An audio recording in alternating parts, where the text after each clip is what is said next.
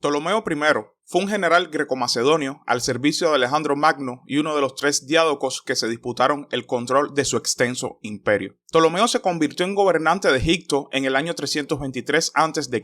y allí inició la dinastía tolemaica, también conocida como Lágida, que controló el país del Nilo en los siguientes 3 siglos. Egipto se convirtió en un reino helenístico y la ciudad de Alejandría en uno de los centros de la cultura griega. Asimiló algunos aspectos de la cultura egipcia y se coronó como faraón en el año 305. Aunque este título tan solo lo usaba ante los ciudadanos egipcios, mientras que para los extranjeros se presentaba como Basileus, tal y como se puede comprobar en las monedas que se acuñaron bajo su mandato.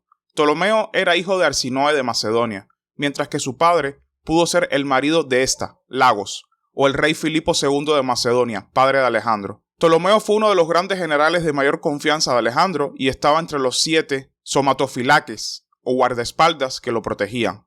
Era algunos años mayor que Alejandro y fue su amigo íntimo desde la infancia. Nació en Macedonia. Su padre, Lagos, era un noble del distrito de Eordacea, cuya familia no alcanzó notoriedad hasta los tiempos de Ptolomeo. Su madre, de nombre Arsinoe, estaba emparentada con la dinastía Argeada.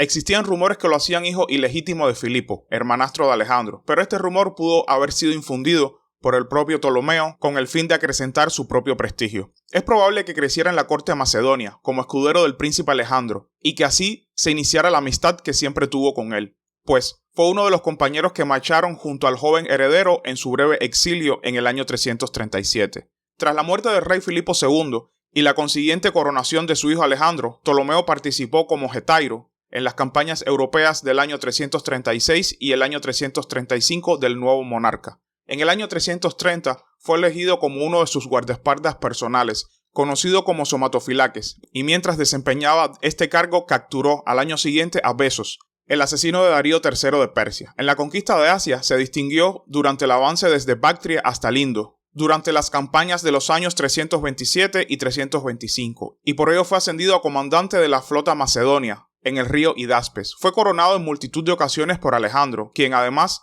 le casó con una noble persa llamada Artacama, al igual que hizo con el resto de sus altos oficiales, festejándose conjuntamente todos los matrimonios en Susa en el año 324.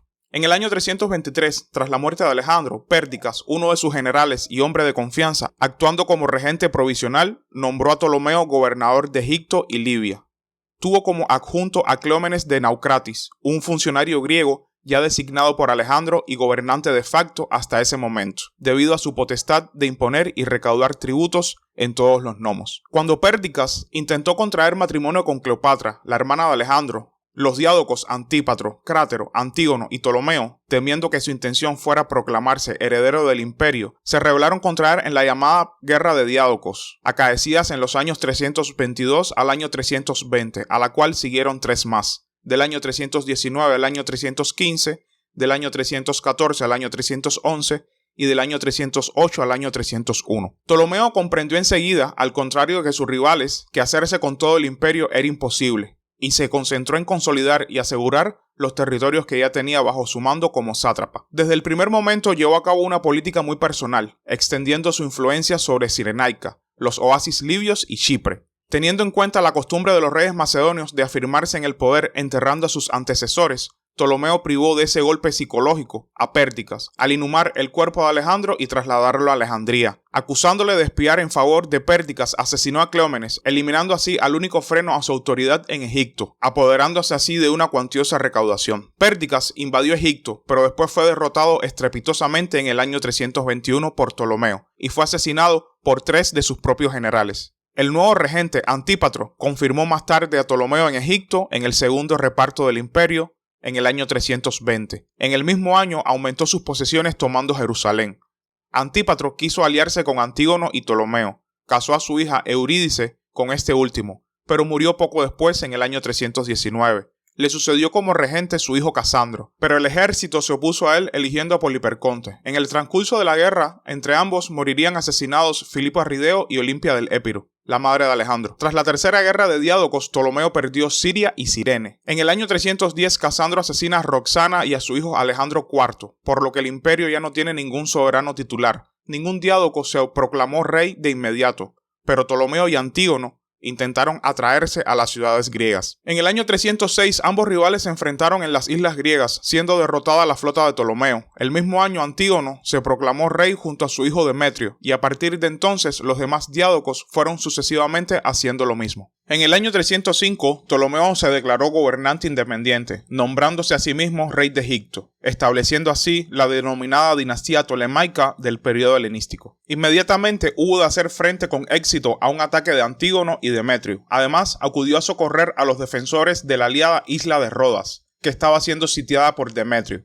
y obligó a este a retirarse. Sin embargo, Antígono y su hijo triunfaron en Macedonia y Grecia, expulsando a Casandro. Esto propició que todos los diádocos se unieran contra ellos y los derrotaran finalmente en la batalla de Ixos en el año 301. En el posterior reparto del imperio, Ptolomeo incorporó el sur de Siria a su reino egipcio. Ptolomeo decidió a continuación consolidar y expandir sus dominios mediante alianzas matrimoniales que garantizaran la paz con potenciales enemigos. Así casó a su hija Arsinoe con Lisímaco de Tracia, a su hijastra Teoxena con Agatocles de Siracusa, a su hija Antígona con Pirro y a Ptolemais con Demetrio. Esto se completaba con la extinción de la rebelión en Chipre en el año 298 y el control de las ciudades de Tiro y Sidón en torno al año 294. En la última guerra que participó, Ptolomeo se alió con Seleuco, Lisímaco y Pirro para liberar las polis griegas de la ocupación macedonia de Demetrio. La flota egipcia fue decisiva en la toma de Atenas. Al acabar el conflicto, el faraón había logrado un protectorado sobre numerosas islas griegas del Egeo, lo cual sería de suma importancia para la hegemonía naval que ejerció Egipto en el Mediterráneo oriental durante las siguientes décadas. Durante el reinado de los primeros lágidas se introdujo en Egipto un sistema de transacciones económicas basado en la moneda. A la vez, la moneda fue usada desde Ptolomeo I como un medio de propaganda con la pretensión de legitimar su reinado sobre el territorio. Lo cierto es que el faraón se preocupó por asegurar la estabilidad interna de Egipto, combinando medidas para fijar un régimen autocrático con otras para contentar los súbditos griegos, judíos y egipcios, y en el caso de estos últimos, sin romper radicalmente con sus costumbres milenarias. Todo ello teniendo presente que los ámbitos político, social, económico y religioso estaban estrechamente relacionados. Cabe citar, por ejemplo, como medidas conciliadoras con los nativos, el inicio en Menfis del culto sincrético de Serapis, la restauración de templos destruidos por los persas, la realización de ofrendas a los dioses griegos y el mecenazgo del clero. Con Ptolomeo I comienza en el país la división social que se mantendrá en lo fundamental hasta el final de la dinastía, greco-macedonios en primer lugar y egipcios y judíos en segundo. Los primeros formaban la columna vertebral del sistema, pues ocupaban puestos de alta responsabilidad en la administración y en el ejército. A los soldados retirados les eran concedidas parcelas de tierra para su explotación. El resto de greco-macedonios se concentraba fundamentalmente en Alejandría. Entre los egipcios hay que distinguir dos grupos. Por una parte, los privilegiados, es decir, sacerdotes, terratenientes y funcionarios. Por otra, una gran masa trabajadora, sobre todo agrícola, que a pesar de tener la condición de hombres libres, sufrían a menudo las consecuencias de las exigencias económicas del Estado. En cuanto a los judíos, además de los radicados en Judea, hay que contar con los que desde más allá emigraron y se establecieron en Alejandría, atraídos por el clima de tolerancia religiosa y social propiciado desde los tiempos del primer Ptolomeo. La ciudad de Alejandría había sido fundada por Alejandro Magno en el año 332. Fue la capital del nuevo reino egipcio. Sin embargo, su estatus político, característico de ciudad griega, era autónomo, y Alejandría se consideró siempre jurídicamente, desde Ptolomeo, parte yuxtapuesta, no integrante del reino egipcio. Esta urbe comenzó a ser con el nuevo faraón una de las ciudades más importantes del Mediterráneo, condición que mantuvo durante toda la dinastía.